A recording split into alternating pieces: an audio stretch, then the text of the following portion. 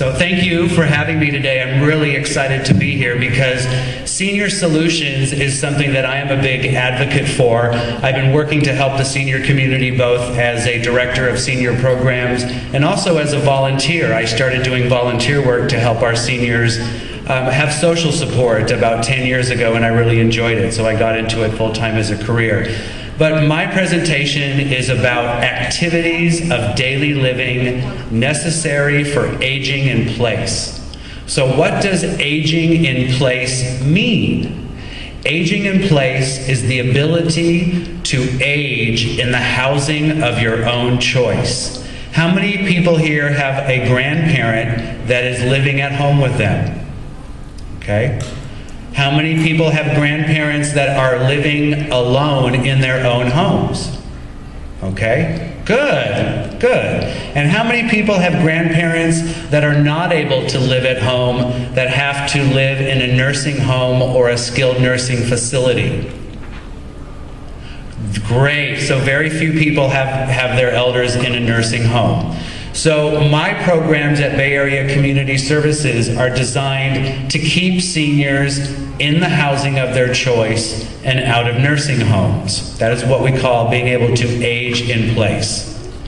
So what are these activities of daily living, also known as ADLs, and instrumental activities of daily living, also called IADLs. Now these are terms that we as case managers who are in the field of senior social services use to do assessments on the needs of seniors. So ADLs, or activities of daily living, and IADLs, instrumental activities of daily living, are the basic functions that we need to remain independent. The basic functions that we need to be able to perform without having to have the help of other people. Help such as personal care providers, volunteers, gerontologists, people that work with seniors. Now you might, can you actually, good, this PowerPoint came out. So what this is here is, this is called an activity of daily living and an instrumental activity of daily living assessment sheet. And as a case manager, I go into the home of our seniors and I ask them this question. I ask them, without help, are you unable to perform these following activities? And if you see those activities, they are eating, dressing, bathing, toileting, getting in and out of bed, and walking. Those are what we call our activities of daily living. And when I ask a senior, are you unable to perform eating on their own? If they say yes, I check the box.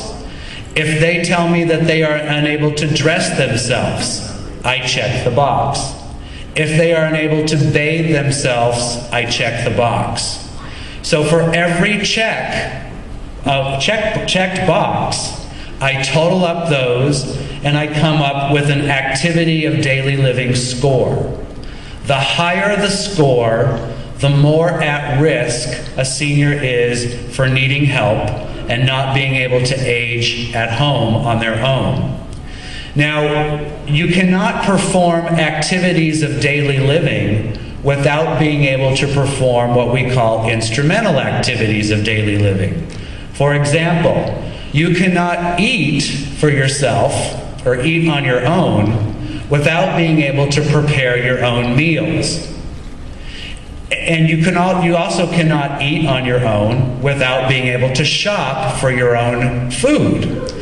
So in the right-hand column, those are the instrumental activities of daily living, and we go down the we go down each item and we check the box for everything that a senior is unable to do in this column. And those include preparing meals, shopping for personal items, managing medications, managing money, using the telephone, doing heavy housework, doing light housework, and the ability to transport yourself. Mobility and transportation is a huge issue amongst the seniors that we serve.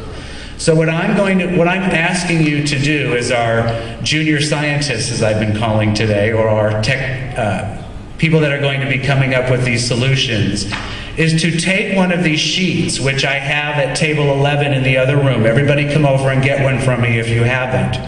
And use this with the seniors that are in your lives. Your grandparents, if you don't have grandparents that are still living, find a senior that is a friend or neighbor or in your community, and do this assessment on them and determine their activities of daily living and their instrumental activities of daily living scores.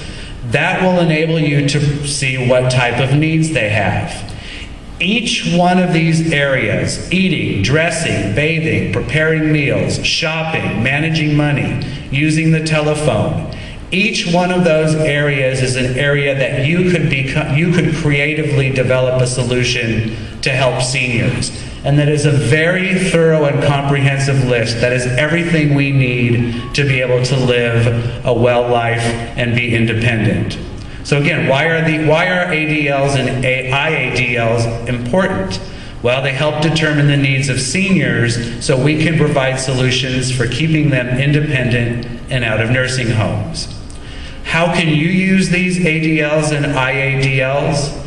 Well, to develop technology that could help seniors in each one of the areas, to determine an ADL and AIDL score on the seniors that you know. It's going to be great practice for you as our junior case managers to be able to interview these seniors and develop the skill. And also maybe create technology that helps to monitor the activities of daily living and the instrumental activity daily living scores of our seniors. So for example, Alameda County, the county that we serve, has one very large database that case managers input these scores into. But this database is highly outdated. The technology was developed in the 90s, and it's very difficult for us to use. So we're looking for new database technology that can help us track the scores of the seniors we serve based on the programs and services that they're being provided.